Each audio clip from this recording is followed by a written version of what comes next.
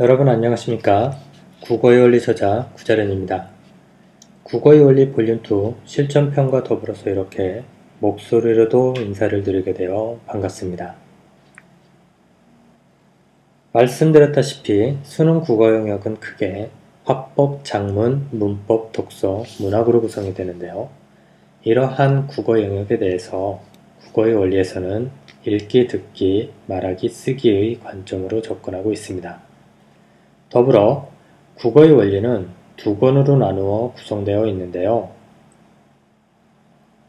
볼륨1은 원리편으로 제시문 분석에 대한 새로운 관점을, 그리고 볼륨2는 실전편으로 시험 상황에서 여러분들이 필요로 하는 제시문 분석 방법과 문제풀이 과정에 대해 설명하고 있습니다.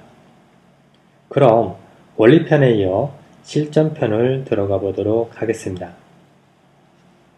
본론으로 들어가기에 앞서 국어 영역의 변화 내용에 대해서 간단히 짚고 넘어가겠습니다. 지금 보시는 이 내용은 2014학년도 수능 예비시행 국어 영역 제시문입니다.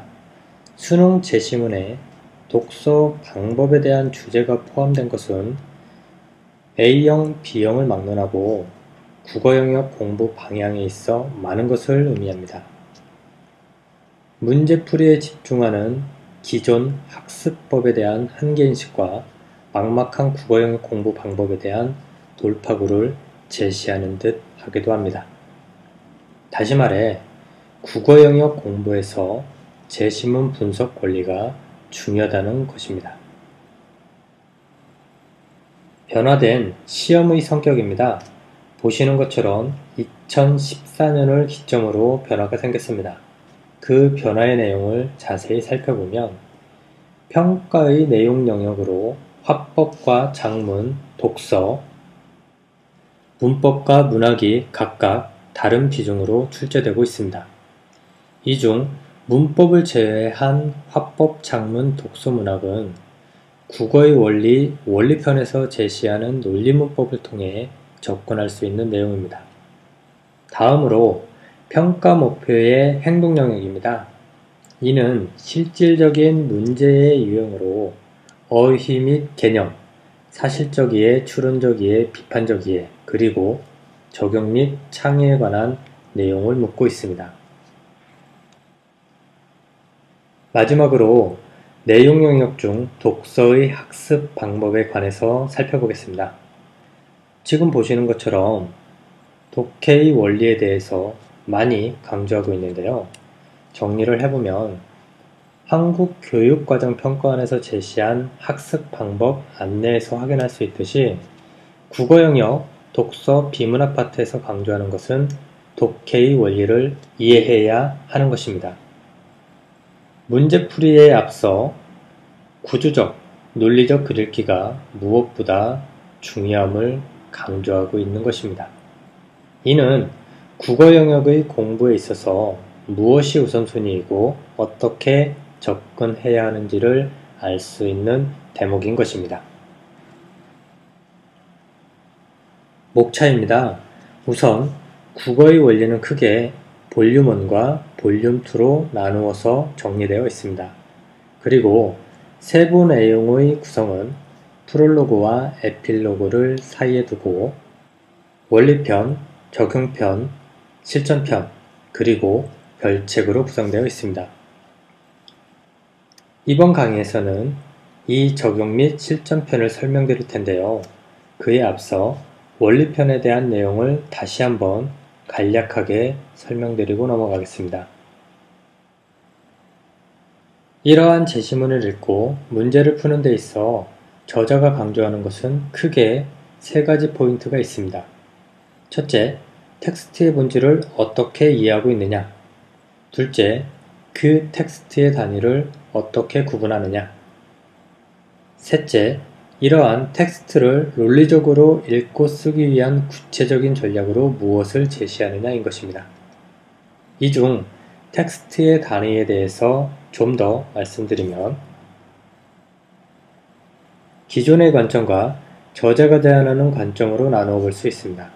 그리고 국어의 원리에서는 텍스트 단위를 한 문장 단위와 문장과 문장 단위로만 구분한다는 것입니다. 나아가 한 문장 단위에서 생각해야 하는 내용은 수평적 연결 요소를 확인하고 이 연결 요소를 바탕으로 주고받은 대상 경우의 수를 좁히는 것입니다. 그리고 문장과 문장 단위에서 생각해야 하는 내용으로는 수직적 연결고리를 확인하고 이 연결고리를 축으로 방향성 인지 및 중심 내용을 파악합니다. 마지막으로 중심 내용을 기준으로 문제풀이를 하면 되는 것입니다. 여러분 기억나야 합니다. 이처럼 볼륨2 실전편은 원리편을 여러분들이 어느 정도 이해하고 있다는 것을 전제로 설명드리고 있습니다. 무엇보다 이러한 텍스트 단위의 구분은 적응편 구성과 직결됩니다. 그럼 이제부터 본론으로 들어가 보겠습니다. 제2편 적응편은 크게 한 문장 단위, 문장과 문장 단위, 문단과 문단 단위로 우선 구분을 했는데요. 여기서 제3장 문단과 문단 단위는 문장과 문장 단위와 같은 내용으로 보시면 됩니다. 이 페이지는 텍스트 단위별로 본문 내용의 구성 방식과 공부 방법을 소개하고 있는 페이지입니다. 먼저 한 문장 단위에서는 이 부분에 정리한 한 문장 단위 표제어의 개념과 사전적 의미를 숙지하고 이 한 문장을 읽습니다. 그리고 이처럼 표지어를 기준으로 주고받은 대상 경우의 수를 나열합니다. 더불어 나열한 이 경우의 수 중에서 다음 문장에 무엇을 넘겨줄지 여러분이 직접 결정하고 저자가 시범을 보여준 내용을 참고해서 글쓰기까지 도전해보는 것입니다. 문장과 문장 단위도 마찬가지로 이 부분에 정리한 문장과 문장 단위 표지어를 숙지하고 이 제시문 즉 문장과 문장 단위를 읽습니다. 그리고 이처럼 수직적 연결고리와 방향성을 통해 중심 내용을 생각해 봅니다. 이렇게 읽기 훈련과 더불어서 이전 또는 이후 문장으로 어떻게 연결할 수 있는지 여러분이 직접 글쓰기까지 해봄으로써 논리문법을 심도 있게 이해하는 것입니다. 그럼 본격적으로 적응편 내용으로 들어가 보겠습니다. 제1장 한 문장 단위입니다. 기억할 것은 한 문장은 100% 학교 문법에 의해 완성된다는 것입니다. 더불어 한 문장은 시험 상황에서 문제와 선택지의 구성과 관련이 있습니다. 특히 선택지의 구성은 논리적 사고체계와 밀접한 표지어를 통해서 만들어집니다. 따라서 한 문장 단위 훈련은 선택지를 염두에 두고 진행하시기 바랍니다. 참고로 실전편을 공부할 때는 이렇게 표시해둔 볼륨 1 참조 페이지를 같이 확인하면서 공부하시기 바랍니다. 한 문장을 읽는 첫 번째 포인트, 바로 흐름 표지어를 기준으로 주고받은 대상 경우의 수를 뽑아내는 것입니다. 이러한 한 문장 단위에서 흐름 표지어는 순류, 역류, 대립, 대조 등으로 구분할 수 있습니다. 그리고 이 흐름 표지어를 기준으로 양쪽에 있는 스몰 a와 스몰 b가 주고받은 대상 경우의 수가 되는 것입니다. 그럼 먼저 순류에 대한 내용을 설명드리겠습니다. 순류, 한 문장 단위에서 순류를 나타내는 표지어로는 뭐뭐에 따라, 뭐뭐하여, 뭐뭐를 통하여, 뭐뭐에 의해서 등이 있습니다. 다음 도식을 보며 설명을 드리면 이러한 순류 표지어를 기준으로 스몰 a에 해당하는 것은 근거, 논거, 전제, 원인, 조건 등이 있고 스몰 b에 해당하는 것은 주장, 논지, 결론, 결과 등이 있습니다. 재밌는 것은 순류는 역류로 바꿀 수 있다는 것입니다. 그럼 한 문장 단위 사고 훈련을 어떻게 진행하는지 설명드리겠습니다. 우선 이러한 한 문장 내 흐름, 표지어의 사전적 의미 및 역할을 파악합니다. 그리고 이 한 문장을 읽고 이처럼 모든 주고받은 대상 경우의 수를 나열합니다. 특히 순류 표지어를 중심으로 양쪽에 있는 경우의 수를 뽑아내는 것입니다. 그런 다음 경우의 수 중 가장 가능성이 높은 주고받은 대상을 예측해보고 동시에 여러분이 직접 주고받은 대상을 결정해 봅니다. 마지막으로 여러분이 결정한 주고받은 대상을 근거로 두 문장 또는 세 문장까지 사고를 확장해 보는 것입니다. 이 부분은 한 문장을 읽고 어떠한 생각을 하는지에 대해서 저자가 사고의 시범을 정리한 것입니다. 그리고 이 부분에서는 다음 문장을 어떻게 수직적으로 연결할 수 있는지, 그리고 제시문 원문에서는 어떻게 연결되어 있는지를 정리해 두었습니다. 여러분의 생각과 비교해 보시기 바랍니다. 다음 장부터는 순류를 나타내는 대표 표지어들을 이처럼 정리해 두었습니다. 앞서 설명드린 것처럼 각 표지어들의 의미 및 역할을 숙지하고 한 문장을 논리문법적 관점으로 읽은 다음 이러한 공란에 이전 또는 이후 문장으로 어떻게 연결을 할 수 있는지를 직접 써보시기 바랍니다. 그리고 첨부한 제시문의 원문과 비교하면서 텍스트가 연결되는 원리를 이해하시기 바랍니다. 이와 같이 순류를 훈련을 하고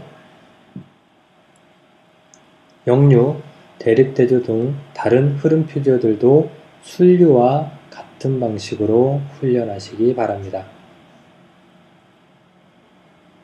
한 문장을 읽는 두 번째 포인트, 바로 관계 표지어를 기준으로 주고받은 대상 경우의 수를 뽑아내는 것입니다. 무엇보다 관계 표지어의 특징은 주고받은 대상 단위를 결정하는 길잡이가 된다는 것입니다. 다시 말해 주고받은 대상 단위를 이 도식에서와 같이 A와 B로 묶어서 받을 수도 있고 A나 B 중 하나만 주고받을 수도 있다는 것입니다. 따라서 관계 표지어는 주고받은 대상 단위를 결정하는 것이 핵심입니다. 한 문장 단위 관계 표지어로는 더하기, 빼기, 동등유사, 대수동으로 구분할 수 있습니다. 그리고 이러한 표지어들의 구체적 적용은 앞서 설명드린 순류 표지어와 같은 방식으로 읽기와 쓰기 훈련을 하시기 바랍니다. 다만 쓰기는 2회독 또는 3회독부터 진행해도 무방합니다. 무엇보다 이러한 훈련은 실전으로 넘어갔을 때 그 힘을 발휘할 것입니다. 그럼 다음 단계로 문장과 문장 단위 사고의 방향성을 공부해 보도록 하겠습니다. 제2장 문장과 문장 단위입니다. 기억할 것은 문장과 문장 단위부터는 논리문법이 적용된다는 것입니다. 그리고 실전 상황에서 이러한 문장과 문장 단위는 제시문과 보기의 구성과 관련됩니다. 참고로 볼륨 1 참조 페이지를 같이 확인하며 공부하시기 바랍니다. 문장과 문장 단위를 읽는 첫 번째 포인트, 한 문장 단위와 달리 문장과 문장 단위부터는 수직적 연결고리를 찾는 것이 핵심입니다. 또한 표지어뿐만 아니라 주고받은 대상의 관계를 통해서 방향성, 즉 중심 내용까지 찾을 수 있어야 합니다. 보시는 것처럼 문장과 문장 사이의 방향성은 순류, 역류, 대립대조, 흐름 전환으로 구분됩니다. 그럼 먼저 순류에 대한 내용부터 살펴보겠습니다. 순류, 문장과 문장 단위에서 순류는 사고의 흐름이 A에서 B로 흐릅니다. 이러한 문장들의 수직적 연결은 흐름 표지어에 의한 연결과 주고받은 대상의 관계에 의한 연결 두 가지 방법이 있습니다.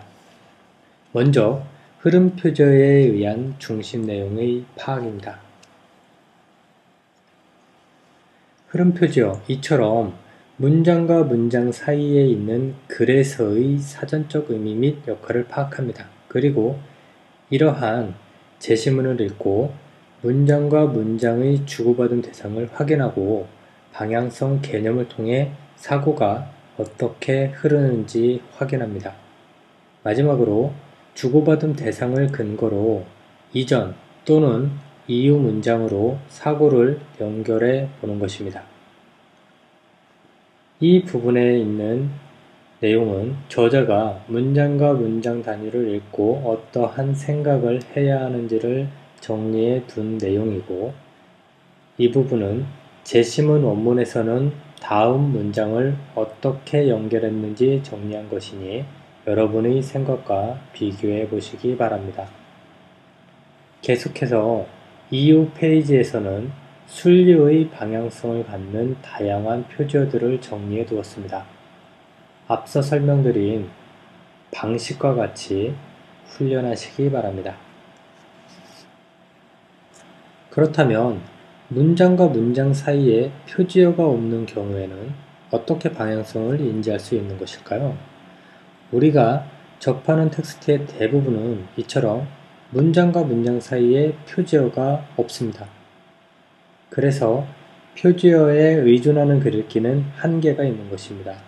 살펴보면 이처럼 문장과 문장 사이에 표지어가 없는 텍스트를 만나게 되면 주고받은 대상 관계를 파악함으로써 글의 방향성을 인지하고 전국적으로 중심 내용까지 찾으면 되는 것입니다.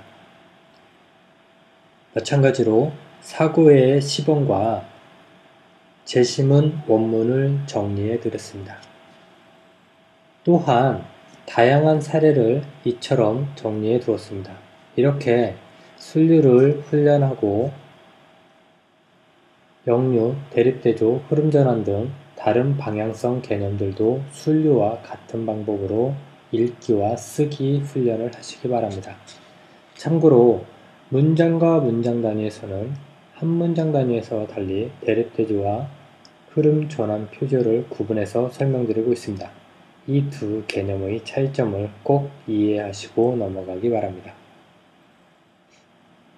문장과 문장 단위를 읽는 두 번째 포인트, 바로 관계 표지어와 주고받은 대상 개념에 의한 수직적 연결고리와 방향성, 즉 중심 내용을 파악하는 것입니다. 더하기와 동등유사에 관한 내용으로 구분할 수 있는데요. 마찬가지로 앞서 설명드린 순리와 같은 방식으로 훈련하시기 바랍니다. 정리해보면 지금까지 살펴본 한 문장 단위와 문장과 문장 단위의 예시는 기출된 제시문에서 반복되는 표지어를 중심으로 선별한 문장들입니다. 이외에도 더 많은 표지어들이 있지만 모든 표지어들을 다루는 것이 목적이 아니라 대표 표지어를 바탕으로 수평적 연결과 수직적 연결에 필요한 논리적 사고, 체계를 이해하는 것이 적용편의 훈련 목적입니다.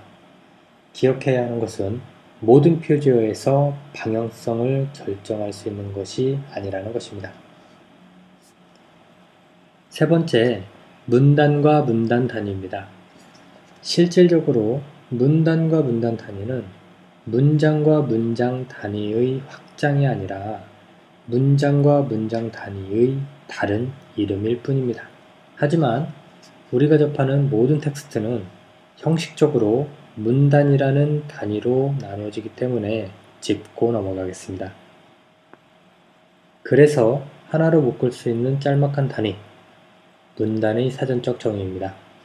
하지만 제시문에서 나오는 문단, 즉 적게는 2개에서 많게는 10여 개의 문장들로 연결된 한 문단이 과연 하나의 단위로 명확하게 구분되어 있을까요? 그렇지 않은 사례들이 많이 있습니다. 오히려 한 문단 안에 2개의 생각 단위가 들어있기도 하고 하나로 묶어야 하는 문장들을 둘로 나눈 형식적인 문단들을 쉽게 볼 수 있습니다.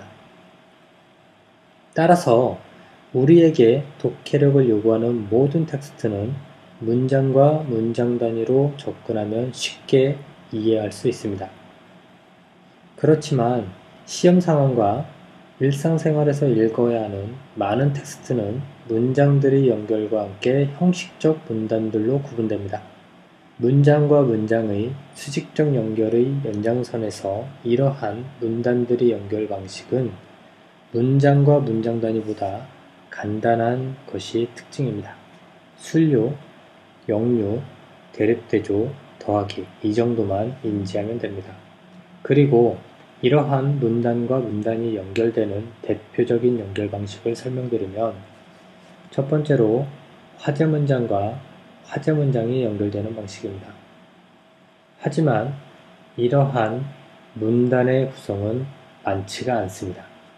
두 번째, 가문단의 마지막 문장과 나문단의 첫 번째 문장이 연결되는 방식입니다. 이는 실질적으로 문장과 문장이 연결되는 유형과 동일한 것입니다. 세 번째, 가문단의 중간 문장과 나문단의 첫 번째 문장이 연결되는 유형입니다.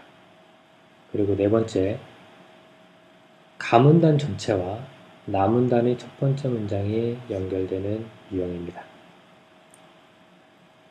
보다 많은 연결 방식은 실전편을 공부하면서 정리하도록 하겠습니다. 그럼 이제부터 실전 제시문 독해를 통해 논리문법을 검증해 보도록 하겠습니다.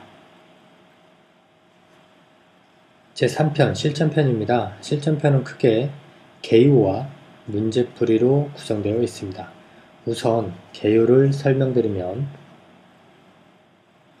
실전편 제시문 분석 및 문제풀이 시범의 전제는 원리편과 적용편을 공부했고 별책의 제시문 분석과 문제를 사전에 풀었으며 제시문 분석은 중심 내용을 표시하는 것까지 마쳤다입니다. 그리고 본책에서 정리한 저자의 사고과정과 여러분의 사고과정을 비교하는 방식으로 공부하시기 바랍니다. 다음은 문장과 문장 단위로 구성된 제시문과 보기에 대한 내용입니다. 첫 번째, 객관식 문제와 객관적 글읽기에 대한 내용을 이해해야 하는데요. 여러분은 객관식 문제를 어떻게 이해하고 계신가요?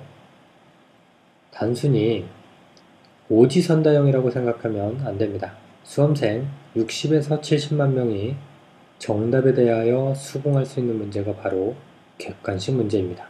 따라서 시험 상황에서 글읽기는 주관적 독해보다 객관적 독해가 전제되어야 합니다.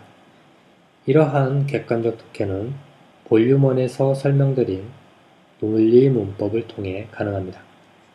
두 번째, 방향성 즉 논리 문법을 통한 중심 내용의 파악과 중심 내용을 표시하는 방법에 관한 내용입니다. 원리편과 적응편에서는 저자가 중심 내용 중 화제 문장인 1등급 정보를 찾는 데 집중했습니다. 그런데 중요한 것을 체크할 수 있으면 반대로 중요하지 않은 것 또한 표시할 수 있습니다.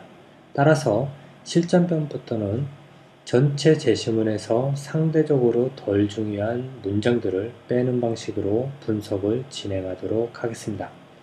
예를 들면 지금 보시는 한 단락의 제시문을 읽고 나서 중요한 문장을 찾아서 체크하는 것이 아니라 반대로 덜 중요한 2등급, 3등급, 4등급 문장을 계속적으로 더 진하게 표시하는 것입니다. 물론 책에서는 이렇게 면 처리와 투명도 처리를 했지만 실전 상황에서는 이렇게 해치로 빠르게 등급을 구분하면 됩니다. 그럼 왜 이렇게 문장의 등급을 구분하고 표시하는 것일까요? 바로 문제를 효율적으로 풀기 위해서입니다.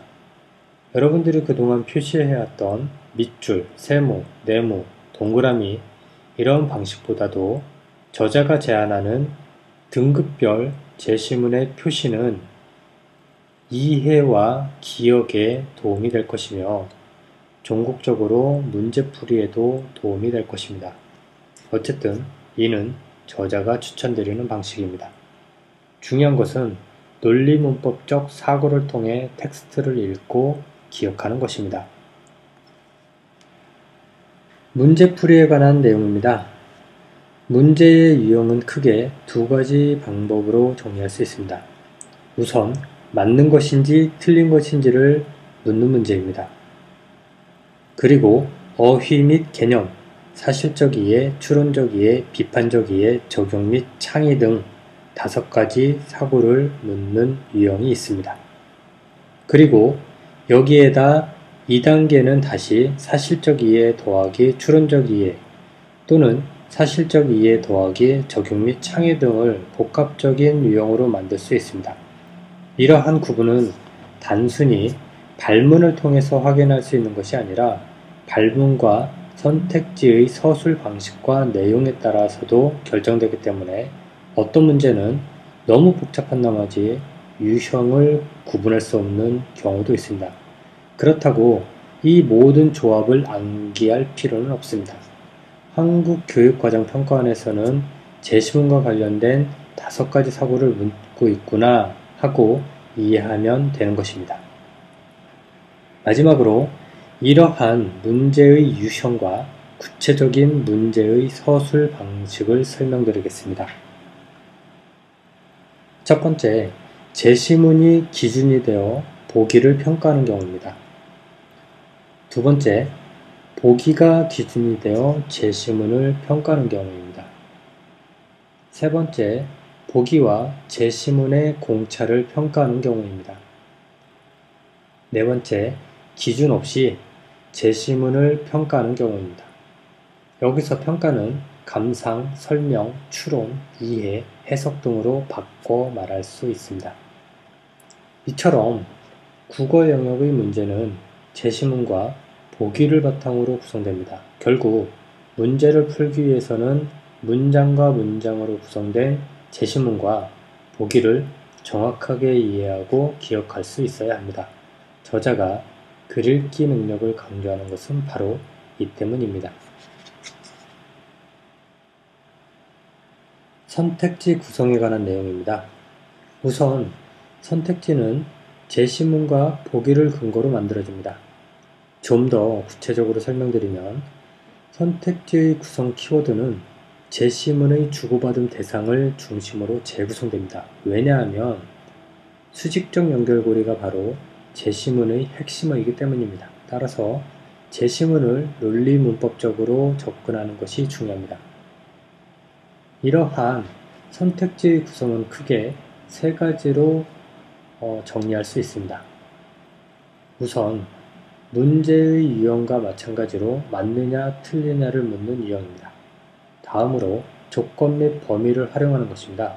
일례로 모든 어떤, 이상, 이하, 이전, 이후 등이 한 문장에 포함되어 동일 의미인지 다른 의미인지를 판단하게 하는 유형입니다. 마지막으로 적용편 한 문장 단위 훈련에서 다루었던 흐름 표저와 관계 표저를 활용해서 유사 표현 다른 의미와 다른 표현 동일 의미로 만드는 방식입니다. 역류는 순류로 바꿀 수 있다. 기억나시죠? 마찬가지로 대소 관계에서 A, B의 위치를 바꾼다거나 대립대조 관계에서 역시 A와 B의 위치를 바꿔 착각하게 만들곤 합니다. 이러한 논리적 사고체계, 즉 표지어를 활용한 선택지의 사례는 다음과 같습니다. 순류 표지어를 기준으로 A와 B의 위치를 바꾼다거나 역류 표지어를 활용해서 A와 B의 위치를 바꾸는 것입니다.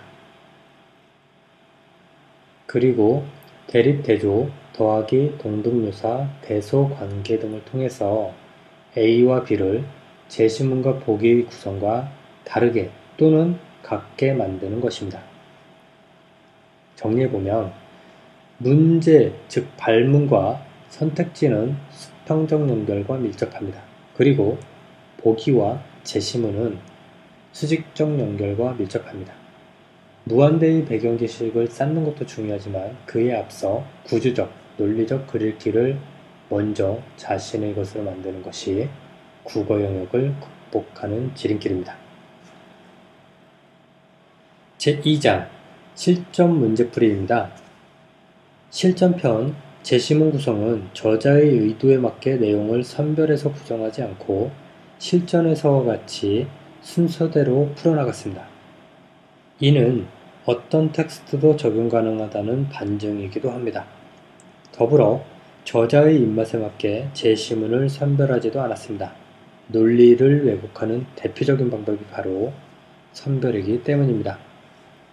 지금 보시는 2010년, 11년, 12년, 13, 14년 홀수형 문제를 기준으로 독서, 비문학에 관한 내용을 정리했습니다. 2010년에 관한 내용입니다. 문장과 문장의 수직적 연결고리와 더불어 방향성을 통해 중심 내용까지 찾아야 독해가 완성되는 것입니다. 우선 별책에 있는 해당 제시문과 문제를 여러분이 먼저 실전과 같이 풀어봅니다. 그런 다음 이러한 여백의 논리문법적 사고를 통해 중심 내용을 정리해봅니다. 더불어 1, 2, 3, 4 등급 정도를 구분해서 박스 처리까지 한 다음 정답의 근거가 어떻게 되는지까지 정리해봅니다. 그리고 나서 본책의 해당 페이지로 넘어가 저자의 사고과정과 여러분의 사고과정을 비교하는 것입니다. 우선 저자는 이러한 제시문을 과감하게 해체해 보았는데요. 그 결과 이처럼 문장과 문장의 수직적 연결고리를 한눈에 볼 수 있었습니다. 반복되고 확장되고 복잡한 매트리스 관계를 형성하는 등 이성적 사고의 패턴을 제시문별로 확인할 수 있었습니다. 물론 우리가 읽는 텍스트는 이렇게 해체된 모습이 아닙니다. 하지만 제시문을 읽고 머릿속에서 이러한 수직적 연결 코드를 그릴 수 있다면 독해력 형성에 많은 도움이 될 것입니다.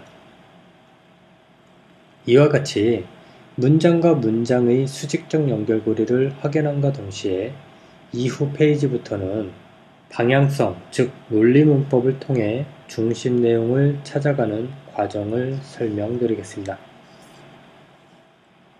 이러한 표시는 개요에서 설명드렸던 문장의 등급을 표시하는 방법이 적용된 것입니다.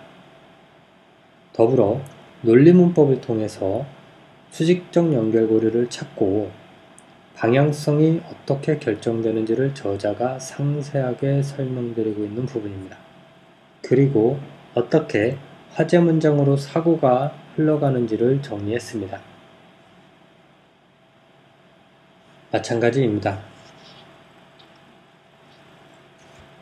그리고 나서 이렇게 중심 내용, 즉 핵심어, 화제, 주제, 화제 문장, 요약을 뽑아내는 것입니다. 중심 내용 중 요약은 이렇게 별도로 정리를 했고 마지막으로 문단 간의 방향성을 통해 제시문이 어떻게 연결되는지를 한눈에 보여드리고 있습니다. 여기까지 비교를 하고 나면 실질적으로 문제풀이부터는 저자가 설명할 내용이 그리 많지 않습니다. 왜냐? 국어 영역에서 문제는 제시문을 이해하고 기억할 수 있으면 다 풀리게 되어 있습니다.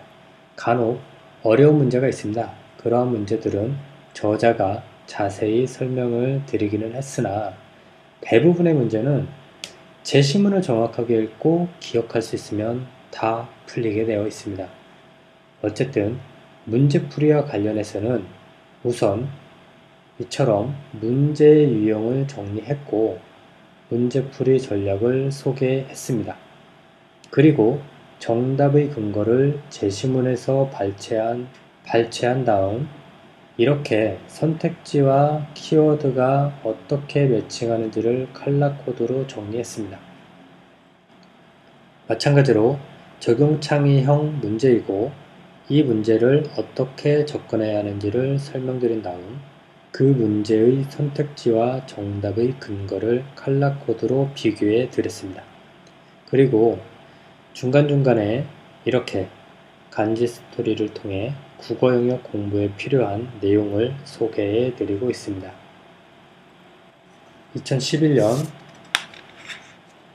2012년 각각 5개의 제시문을 포함했고 2013-14년은 합쳐서 4개의 제시문을 정리했습니다. 마지막으로 2014년 B형에 나온 독서, 독해 방법에 관한 제시문입니다. 오래전 선인들이 쓴 글이기는 하지만 역시 수직적 연결고리와 방향성을 확인할 수가 있습니다. 이 역시 논리문법을 통해 분석할 수 있는 것입니다. 이처럼 중심 내용을 뽑아내고 이를 바탕으로 문제를 풀 수 있습니다. 이 사례는 저자가 문제풀이보다 마지막 정리를 하면서 여러분들께 전하고픈 메시지가 있어 넣은 제시문입니다. 어려운 것과 생소한 것 2014년 수능 국어 B형 독서 원리 묻는 유형 생소 수능 끝나고 모 일간지의 헤드라인입니다. 여기서 어려운 것과 생소한 것의 차이점을 생각할 필요가 있습니다. 어려운 것은 말 그대로 이해가 되든 안 되든 어려운 것입니다. 하지만 생소한 것은 이해가 되고 나서는 쉬울 수도 있고 어려울 수도 있습니다. 따라서 생소한 것을 어려운 것으로 받아들이면 안 됩니다. 그리고 처음에만 생소할 뿐 이해가 되고 나서는 쉬워지는 내용은 처음 보는 내용일지라도 읽어낼 수 있어야 합니다. 수능에서 평가하고자 하는 능력은 익숙한 내용을 기억하는 능력이 아니라 새로운 것을 받아들일 수 있는 사고력이기 때문입니다. 논리문법적 사고가 여러분들께 그러한 힘이 되었으면 하는 바람입니다. 마지막으로 수능을 시행한 지 20여 년이 지난 지금 독서와 관련한 제시문이 시험에 나오는 이유가 무엇일까를 곰곰이 생각해 보시기 바랍니다. 그리고 공부의 방향을 어떻게 잡는 것이 시험을 위해 그리고 나머지 80%의 내 인생을 위해 필요한가를 판단하고 행동하시기 바랍니다. 내가 읽는 텍스트는 완벽하지 않다. 하지만 내가 이해하고 있는 이성적, 논리적 사고체계는 완벽하다. 이 생각을 전제로 논리문법을 적용하면서 글 읽는 훈련을 하시기 바랍니다. 그러면 변화가 생길 것입니다. 마지막으로 볼륨 1 에필로그에 논리문법적 사고와 집중력, 이해력, 기억력, 논리력, 판단력, 응용력 등 인간의 능력과의 관계를 정리해 두었습니다. 꼭 읽어보시길 당부드립니다. 그럼 이것으로 국어의 원리 실전편 개념 강의를 마치겠습니다. 감사합니다.